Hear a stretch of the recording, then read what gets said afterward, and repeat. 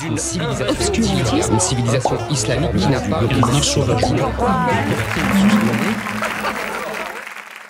Bonjour, bienvenue dans Rhinocéros. Aujourd'hui, on va vous parler du traitement médiatique des insoumis. On va même défendre les insoumis. Attends, tu veux dire les gentils insoumis? François Ruffin, Raquel Garrido, Manon Aubry à la limite? Non, les méchants insoumis. Rima Hassan, Jean-Luc Mélenchon, Manuel Bompard, Mathilde Panot, on va défendre les plus teigneux là. Bon, si t'es sûr de ton coup, parce qu'en ce moment c'est compliqué, hein. Ou alors on les défend mais sans parler de la Palestine. On va parler que de la Palestine. Bah écoute, j'étais ravie de faire cette émission avec toi, la fin d'une grande aventure. Adieu. Il faut le faire parce que ce qui se passe en ce moment, c'est vraiment très inquiétant. Depuis le 7 octobre, les positions et les déclarations des insoumis sont scrutées, critiquées et même très souvent déformées par une grande partie de l'éditocratie. Et ça s'est intensifié quand ils ont choisi de mettre dans leur liste aux européennes la juriste Rima Hassan. D'origine palestinienne, descendante de réfugiés de la Nakba, celle-ci assume sur la colonisation israélienne un point de vue intolérable pour les plateaux français. Les journalistes ne cessent de le rappeler, son positionnement est clivant. Vous trouvez que c'est clivant de s'opposer au massacre des enfants et des femmes et des civils à Gaza? Vous trouvez que c'est clivant? Il y a eu en 4 mois plus d'enfants morts à Gaza que dans tous les conflits dans le monde. Est-ce que vous pensez que c'est clivant en tant qu'humaniste de considérer que ça doit s'arrêter? Alors regardez, j'enlève le mot clivant. Bon, il a dit « j'enlève le mot clivant ». Oui, mais il avait commencé par ça. Et clivant, c'est comme ambigu. T'as rien besoin d'expliquer, juste tu dis « oula, c'est clivant ». Dimanche dernier, il y avait une grande manif antiraciste à Paris. Et vous allez voir, il y a un autre mot qui est pratique. Écoutez bien. Donc voilà, vous le voyez, ce cortège sur les images de Benjamin Danan qui continue de descendre dans le 10e arrondissement pour rejoindre la place de la République. La place de la République où le rappeur controversé Medine donnera un concert aux alentours de 18h30. Vous avez vu, tout le reste de la phrase peut être normal, mais si t'as placé clivant, ambigu ou controversé, bon, le message est passé, on comprend. L'idée, c'est peut-être de se couvrir aussi. Les journalistes ne veulent pas prendre de risques ou être soupçonnés de complaisance. Bah ouais, si tout le monde dit qu'un tel ou un tel est controversé, clivant ou je sais pas quoi, c'est que c'est ce qu'il faut dire, quoi. On va pas prendre de risques, on va pas risquer notre poste pour un mot à la con. On le donne, le mot, on le met. On vous a déjà parlé ici du traitement particulièrement biaisé dont fait l'objet en France le conflit israélo-palestinien. Des pressions dans les rédactions, de l'unanimisme de rigueur, des mots obligatoires et des mots interdits. Tout ça a d'ailleurs très bien été développé depuis dans le premier numéro du 4e pouvoir, toujours sur Blast, en partenariat avec Acrimed. Bon bah quand t'es un journaliste et que sur ton plateau t'as un insoumis qui parle de colonisation, de risque de génocide ou même, encore pire, de cessez-le-feu, ah, qu'est-ce que tu fais? Tu attaques? Et jusque-là, j'ai envie de dire, bon, c'est le jeu, hein, vous connaissez, ça fait quand même longtemps que ça dure, ça fait 15 ans à peu près que, bah oui, les journalistes, ils défendent l'ordre établi, et en face, t'as Mélenchon, il fait « Vous êtes la deuxième pôle du système, Madame Saint-Cric », et puis bon, tout le monde rentre chez soi, et à la semaine prochaine, et puis on passe à autre chose. Sauf que là, le contexte est quand même assez particulier.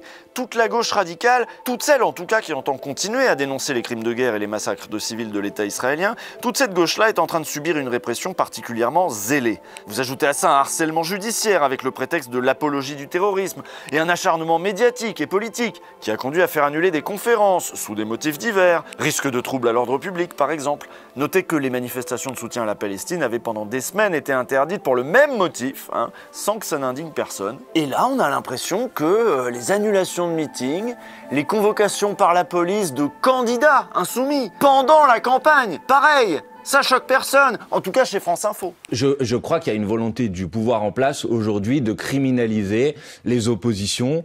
Il y a une volonté de faire taire ceux qui défendent la voie de la paix. C'est que c'est très grave ce que vous dites là ce matin. Oui, bah, ce qui est très grave, c'est ce qui se passe. Ce qui est très grave, c'est ce qui se passe. Oui, j'assume de dire que c'est très très grave ce qu'il se passe. Salia Braclia lui dit que c'est très grave là ce qu'il vient de dire. C'est très grave de dire qu'on criminalise la gauche. Plus grave que de le faire apparemment. Non, parce que là c'est concret. Il y a des convocations, il y a des annulations de rencontres publiques. La manif antiraciste dont vous avez vu des images un peu plus tôt, pareil, elle avait été annulée. Puis après, l'annulation a été annulée, mais quand même quoi. Peut-être que ces procédures sont abusives. Par exemple, ce bon vieux Guillaume Meurice, là, il vient d'être relaxé.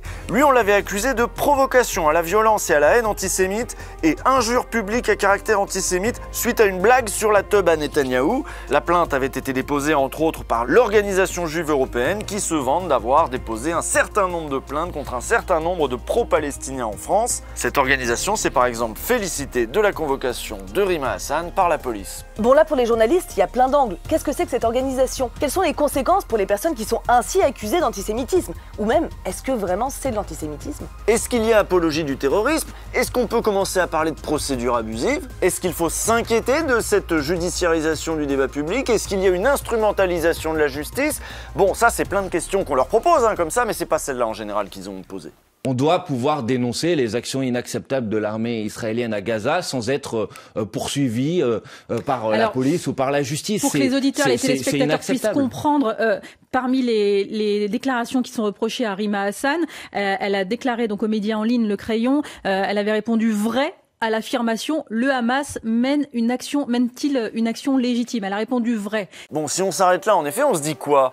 On se dit que Rima Hassan a dit que le 7 octobre, eh bien, c'était bien légitime, que les méthodes terroristes, là, pareil, du Hamas, c'était légitime. Or, elle n'a pas dit ça. Mais on s'arrête à légitime. La chaîne Le Crayon a coupé tout ce raisonnement. Donc pour elle, Rima Hassan a dit « Le Hamas est légitime, le Hamas c'est le 7 octobre, donc tout ça c'est de l'apologie du terrorisme. » Manuel Bompard, démerde-toi avec ça. Or là, elle parle en l'occurrence en faisant référence à 2 résolutions de l'Organisation des Nations Unies, 2 résolutions de l'ONU, qui reconnaissent de manière générale la légitimité des groupes palestiniens dans la lutte pour l'autodétermination du peuple palestinien. Mais bien évidemment qu'elle ne parle pas des actions commises par le Hamas le 7 octobre, bien évidemment, et d'ailleurs elle les a condamnées. Bah oui, mais sur la chaîne du Crayon, là, dans l'interview en un mot, elle a dit que le Hamas était légitime, donc bah, à partir de là, c'est foutu en fait. C'est-à-dire que même Manuel Bompard, là, il arrive derrière, t'as l'impression qu'il est en train de bricoler des excuses pour sa candidate, mais que, je suis désolé, on n'y croit pas. Sauf que Rima Hassan, c'est pas la première fois qu'elle s'exprime sur le sujet. Et si on veut essayer de comprendre ce qu'elle dit, bah il suffit de l'écouter. Sadia Braclia aurait pu aller voir par exemple cette vidéo du média qui date du 1er février, 2 mois avant l'interview de Bompard, où elle revient très clairement, en juriste, sur cette histoire de légitimité. Le Hamas, ce n'est pas qu'un groupe armé, il y a plusieurs branches dans le Hamas. Donc quand on dit la légitimité, bah, si vous voulez, il y a 1000 choses à développer. Le Hamas est là depuis des dizaines d'années, il a été élu. L'existence même d'un groupe en tant que tel qui serait armé ou d'un groupe politique qui serait dans une logique de lutte armée est consacrée par le droit international. Néanmoins, la manière dont il va opérer, ça tombe sous le coup des lois internationales. Et c'est exactement ce que je dis dans l'interview qui dure 1h30, où je dis que ce que a fait le Hamas le 7 octobre peut être caractérisé de différentes manières, puisque ce sont des actions qui tombent sous le coup des lois internationales, en crime de guerre, en crime contre l'humanité et en attaque terroriste.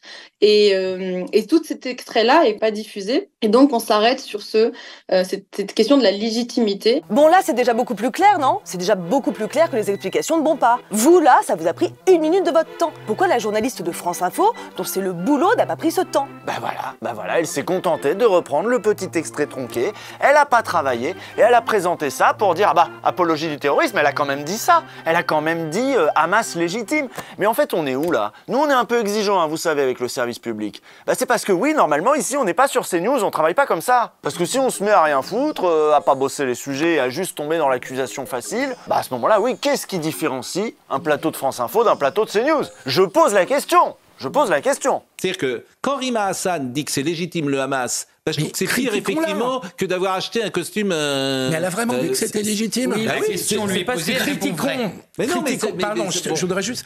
Ça s'appelle apologie du terrorisme. Mais bon, Pascal Praud, c'est Pascal Praud, on n'attendait rien. Oui, mais sur France Inter, la matinale la plus écoutée de France, comment elle a été reçue, Rima Hassan? Est-ce qu'elle a taffé Sonia De Villers? Ou est-ce qu'elle va se contenter d'accusations d'antisémitisme et d'apologie du terrorisme qu'elle va maquiller en question? Eh ben, elle va lui demander de s'expliquer sur un slogan. De la mer au Jourdain. Qu'est-ce que c'est que ça? Est-ce que ça veut dire l'éradication totale d'Israël? Voire le massacre des Juifs? Ce à quoi Rima Hassan va répondre: j'ai déjà répondu, tout ce que je dis, il suffit d'aller l'écouter. C'est dans plein d'interviews que j'ai faites. Oui, mais c'est la première fois que vous venez sur France Bien Inter. sûr, bien sûr, mais c'est important. Oui, bien sûr, et c'est important pour les gens qui nous écoutent de leur dire que tout ceci est accessible, c'est-à-dire qu'ils peuvent même le lire dans les entretiens que j'ai fait en presse écrite. Le prisme qui est les miens, j'en ai déjà parlé. J'ai travaillé sur l'apartheid depuis 2015. Une égalité de droit, mais qui efface l'État d'Israël. Non, jamais. Non, et je l'ai dit même dans Libération, dans Mediapart, que c'est absolument pas une logique anti-israélienne. Et d'ailleurs, même, je trouve assez incroyable d'être attaqué pour, in fine, une revendication politique qui consiste à dire que je veux une cohabitation totale. C'est-à-dire que moi, mon idéal, ce n'est pas d'avoir des frontières entre les Israéliens et les Palestiniens, ce n'est pas d'avoir une logique démographique de séparation entre les Israéliens et les Palestiniens pour ce qu'ils sont. C'est une cohabitation totale. Vous avez entendu la position assez claire de Rima Hassan. Vous avez peut-être entendu la remarque de Sonia De Villers. Non mais, on veut savoir à qui on a affaire. Mais comment elle parle? On est où là? Elle est direct dans la suspicion en fait. Elle est vraiment une insoumise, elle est pro-Palestine, on sait pas, on veut savoir. Est-ce que c'est le rôle de France Inter de relayer des accusations sans les avoir vérifiées? Et est-ce que c'est le rôle de France Inter d'inviter des gens sans savoir ce qu'ils vont dire? Vous imaginez si Rima Hassan était vraiment antisémite? Qu'elle disait vraiment des choses horribles, genre point de détail, etc. Non mais ça aurait été complètement irresponsable juste de l'avoir invitée déjà. Peu importe ce qu'elle dit, Rima Hassan a été désignée comme une ennemie, comme une personne à abattre. Tous les grands médias s'accordent là-dessus. Elle est devenue un symbole, elle est devenue une menace contre le discours colonial dominant, une menace d'autant plus dangereuse qu'elle commence à être très écoutée. Et pour l'attaquer, l'argument de l'antisémitisme est martelé. Peu importe qu'elle ait condamné le meurtre des civils israéliens, soutenir la cause palestinienne, c'est déjà franchir une limite. Peu importe ce qu'elle dit, de toute façon, son tropisme pro-Palestine sous-entend nécessairement une haine des Juifs. Et sur des faits. Alors sur quels faits précisément est-ce que je me suis basé pour affirmer que Rima Hassan avait la haine des Juifs chevillée au corps? Il y a de multiples exemples. J'en ai pris quelques-uns.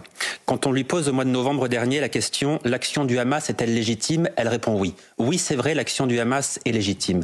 Elle légitime donc le pogrom du 7 octobre dernier. On vient de voir que non, mais de toute façon, lui non plus, il a pas écouté. Ou alors il fait semblant de pas comprendre, ou pas, je sais pas, peu importe, on s'en fout. De toute façon, le résultat est le même. Elle trouve une justification à ce pogrom. Si là, on n'est pas dans l'antisémitisme, alors où est-on? Je pose la question. Tu prends un petit truc, tu le déformes, et si c'est répété partout, c'est que ça doit être vrai. Donc le slogan de la mer au Jourdain, ça doit vouloir dire éradiquer Israël purement et simplement. Et hop, tu peux dire sur tous les plateaux que donc de la mer au Jourdain, ça veut dire la destruction d'Israël, donc ça veut dire que Rima Hassan est antisémite. Et maintenant, démerdez-vous avec ça, les insoumis. Alors, c'est quoi cette candidate antisémite là? Rima Hassan aurait fait un tweet sur la destruction de l'État d'Israël. Lequel? Il n'y en a aucun. Donc, il ne faut pas raconter n'importe quoi comme ça sur les gens. Il ne faut pas salir les gens comme ça. Rima Hassan a toujours dit les choses très claires. Elle a dit, moi, mon idéal, c'est un État binational, c'est-à-dire une cohabitation complète. Elle n'a jamais été un peu ambiguë sur ça. Elle n'a jamais été un peu ambiguë. Vous voyez, quand ils disent ambigu, c'est qu'il n'y a rien de concret derrière. Hein. Oh, c'est ambigu. Ouais, bah fais gaffe, parce que là, tu commences à devenir clivante à force d'être controversée. Hein? Parce que dire que c'est ambigu d'utiliser le terme ambigu, je trouve ça un peu ambigu aussi. Mais attention, il y a mieux que de demander à Bompard de justifier des positions qu'on n'a pas comprises mais qu'on trouve ambiguës. On peut aussi lui demander des comptes sur des positions que personne n'a jamais soutenues. Écoutez ça. Là, on lui dit que les insoumis veulent l'éradication de l'État d'Israël. Bon, peut-être pas Rima Hassan, peut-être pas vous, Manuel Bompard, mais il doit bien y en avoir si on cherche un peu. Ne dites pas des choses fausses, s'il vous plaît. Je ne vous dis pas que toute la France insoumise. Mais non, mais personne à la France insoumise ne dit ça. Si, donc, des ne gens dites à la pas France ça. insoumise Mais non. disent ça. Jouent avec l'ambiguïté. Mais regardez sur les réseaux sociaux, tous les gens qui ont le symbole de la tortue, tous les gens qui ont les symboles sur les comptes. Mais aucun ne défend l'éradication de l'État d'Israël, monsieur. Aucun ne défend cette position. Vous attribuez à la France insoumise des positions que personne d'entre nous n'a jamais défendues. Mais même à quelques militants que ce soit de la France insoumise. À certains militants de la France insoumise. Est-ce qu'on va demander des comptes à Jordan Bardella sur ce que peuvent dire les militants RN sur les réseaux sociaux? Jamais. Pourtant, il y aurait de quoi dire. Hein. Non, là, l'urgence, c'est de détecter l'antisémitisme des insoumis. Mais oui, même s'ils disent rien d'antisémite, au fond, ils doivent l'être quand même. Et c'est particulièrement vrai pour Rima Hassan. Elle a l'air antisémite. Je lui demande, est-ce que vous êtes pour deux États? Il dit non. Donc ça veut dire quoi? C'est qu'on tue les Israéliens? Pardonnez-moi. Non, elle peut être pour un seul État. Elle peut être pour un seul État où Israéliens et Palestiniens vivraient côte à côte. Oui, c'est impossible. Vous imaginez bien que c'est pas ce qu'elle pense. Alors là, vous défaussez beaucoup, monsieur Alliot. C'est une arabe. Et Pascal Praud, il sait comment ils pensent, les arabes. Ils veulent forcément tuer tous les juifs. Enfin, même s'ils le disent pas, même s'ils disent le contraire. Vous avez aimé les islamo-gauchistes gangrènent l'université, vous allez adorer les islamo-antisémites insoumis qui présentent une candidate d'origine palestinienne aux européennes. Les insoumis ont l'habitude d'encaisser ce genre d'accusations. Mais vous venez de le voir, ces temps-ci, c'est partout.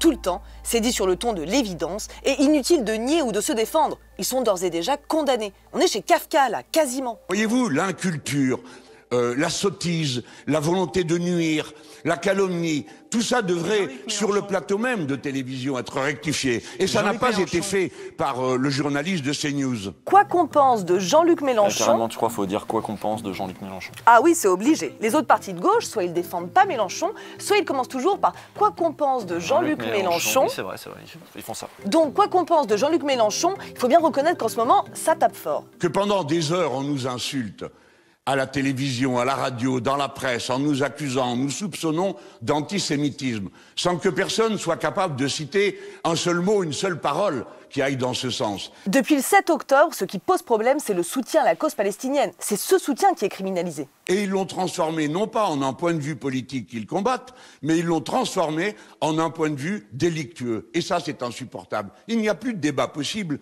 dans ces conditions en France. Oui, je suis pour le cessez-le-feu à Gaza. Oui, je suis pour 2 États et rien ne me fera taire. Alors là, vous vous demandez, mais pourquoi les Insoumis se sont embarqués là-dedans? Oui. Alors, plusieurs solutions. Est-ce que c'est parce qu'ils pensent que tout ce qui est colonisation, destruction, massacre est en fait insupportable pour quiconque pense qu'une vie palestinienne est égale à une vie de n'importe quel autre humain?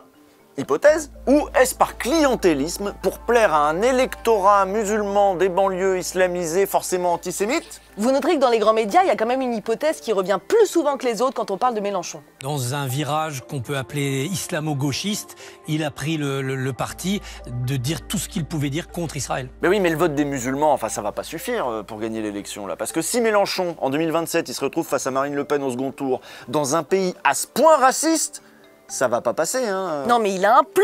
Christophe Barbier, il a tout compris, il a analysé ce plan. Évidemment, il sait qu'il sera battu parce que les retraités, les plus âgés, les gens raisonnables, enfin bref, toutes les forces de la raison se ligueront contre lui. Waouh, c'était il y a longtemps le barrage républicain.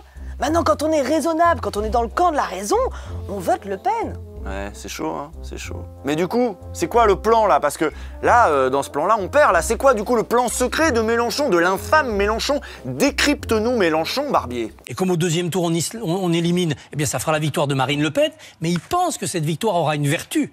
C'est de dresser d'un seul coup une force révolutionnaire issue en partie d'une avant-garde estudiantine, militante, mais en grande partie de ces nouveaux prolétaires délaissés que sont les populations pauvres et déracinées des banlieues de l'islam, et que ces populations vont établir la révolution par la rue, puisque lui n'y arrivera pas par les urnes. Ah, on y est, la fameuse guerre civile, vous connaissez le refrain. C'est ça le plan de Jean-Luc. La guerre civile raciale et la prise du pouvoir par la force. Bon, ça y est, tout le monde a vu Dune, c'est plus clair. Voilà, le plan de Jean-Luc pour battre les méchants, pour battre les bourgeois et leurs flics, c'est d'aller recruter des hordes de militants fanatiques, d'aller les recruter dans les quartiers populaires arabisants. C'est en tout cas la prophétie de Christophe Barbier. Et vous me dites les cités populaires pour une raison bien précise. C'est parce que vous n'osez pas dire ni assumer votre islamophobie fondamentale. C'est-à-dire que vous pensez quartier populaire égale musulman, musulman égale antisémite. Ça prouve que vous ne connaissez rien à l'islam, ce qui ne nous étonne pas, mais deuxièmement que vous ne nous connaissez pas.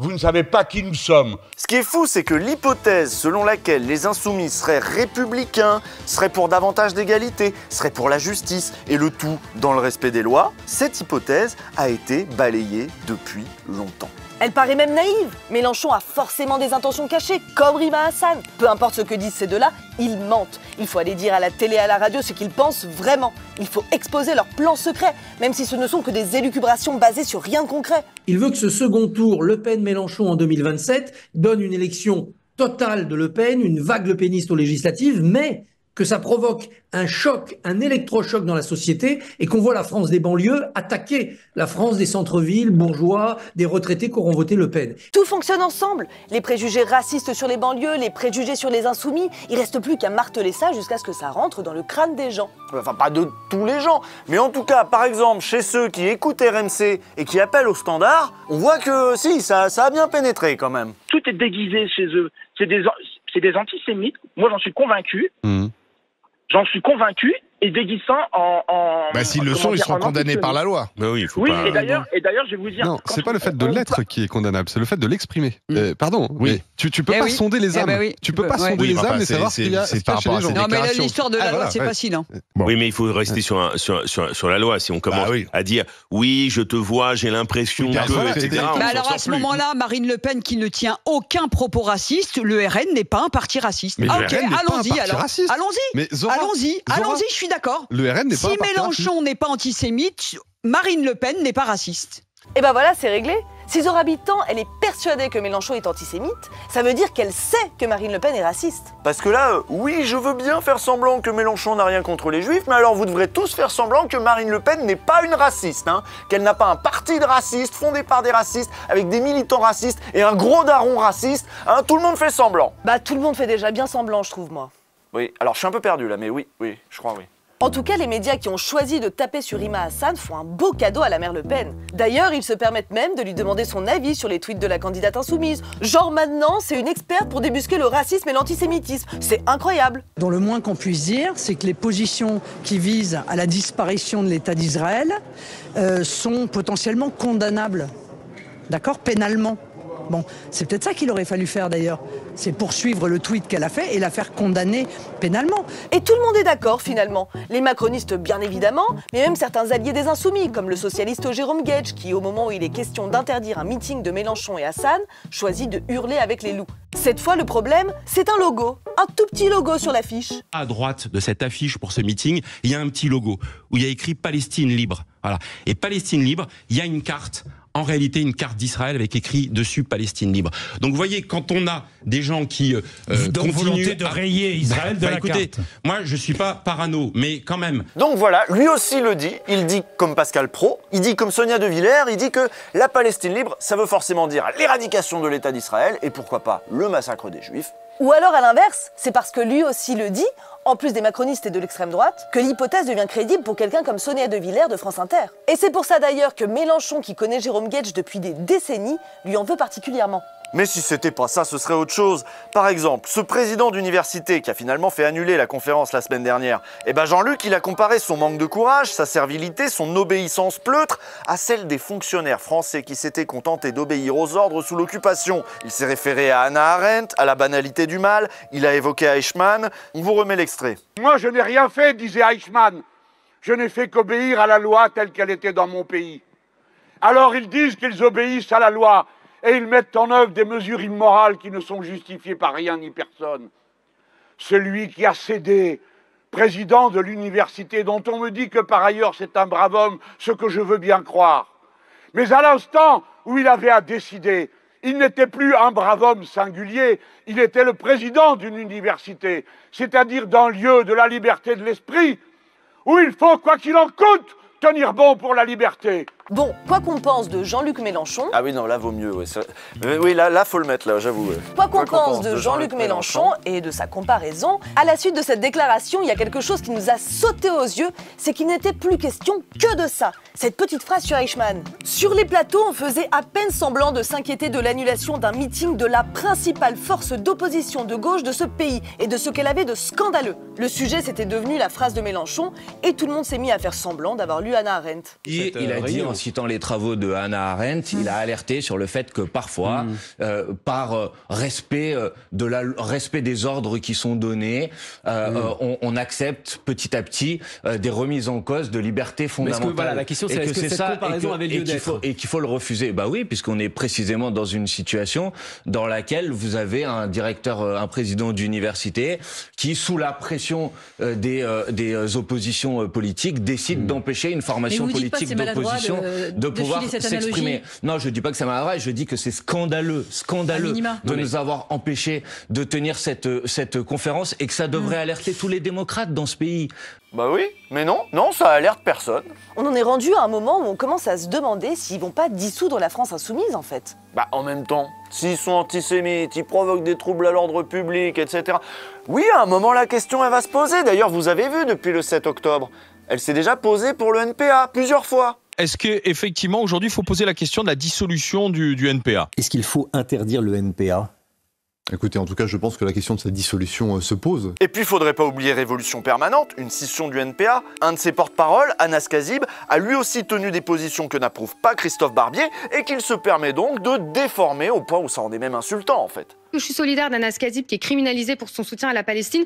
Oui, pas à la et Palestine, enfin oui. Au Hamas, aux attaques du 7 octobre terroristes, aux viols de femmes, aux assassinats, aux meurtres d'enfants. Il est solidaire de cela et vous êtes solidaire de lui. Si c'est bien voulez, ça que j'ai compris. Écoutez... Il n'y a plus de limite dans les mots choisis. Ils savent très bien ce qu'ils font en poussant toujours plus loin ces accusations infondées. La gauche est totalement criminalisée, alors à partir de là, oui, on convoque pour apologie du terrorisme, on convoque pour antisémitisme et personne ne réagit. C'est quoi la suite du coup ? Ce qu'on vit en ce moment, c'est une étrange défaite.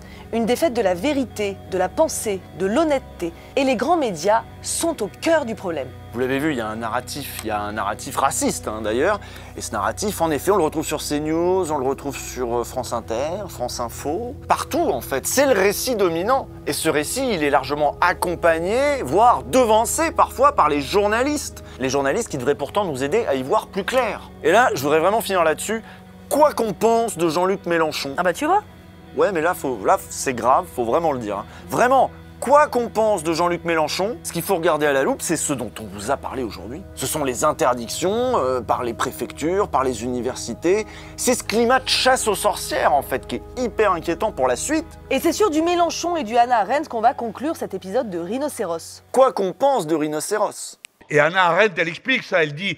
Quand on ment tout le temps, on ne convainc pas les gens des mensonges. C'est pas vrai. Simplement, on les convainc que tout est un mensonge. Et si tout est un mensonge, alors on ne peut plus penser.